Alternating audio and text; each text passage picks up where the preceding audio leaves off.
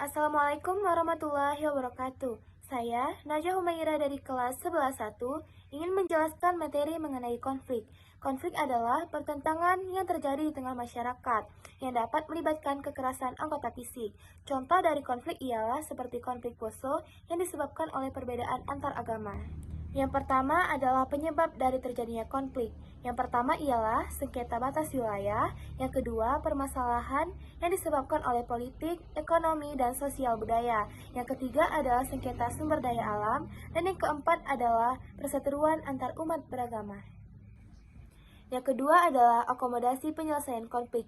Yang pertama ada arbitrase, yaitu penyelesaian konflik yang melibatkan orang ketiga, di mana pendapat dari orang ketiga tersebut bersifat memaksa dan mutlak. Dan yang kedua ada mediasi, yaitu penyelesaian konflik yang merujuk pada orang ketiga, di mana pendapat dari orang ketiga tersebut bersifat netral dan tidak memaksa.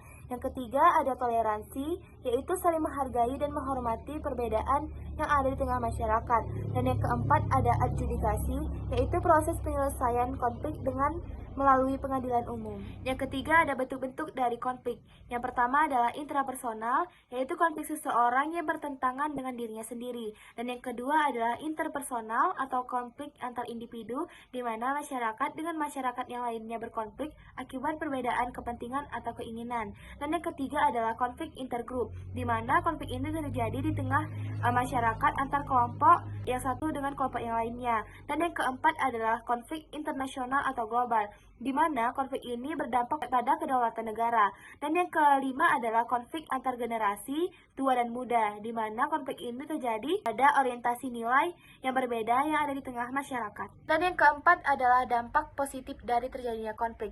Yang pertama adalah perubahan secara konstruktif, yang kedua motivasi tercapai pada tujuan, yang ketiga dapat merangsang inovasi, dan yang keempat adalah menggantikan tujuan yang tidak relevan, dan yang kelima adalah manajemen konflik menguntungkan organisasi. Dan yang kelima adalah dampak negatif dari terjadinya konflik. Yang pertama adalah gangguan psikologis, yang kedua gangguan fisik, yang ketiga gangguan tingkah laku, dan yang keempat adalah timbulnya stres akibat menghadapi lingkungan konflik. Dan yang kelima adalah organisasi sesama pekerja jadi terhalang. Baik, hanya ini yang dapat saya sampaikan. Mohon maaf bila ada kesalahan. Wassalamualaikum warahmatullahi wabarakatuh.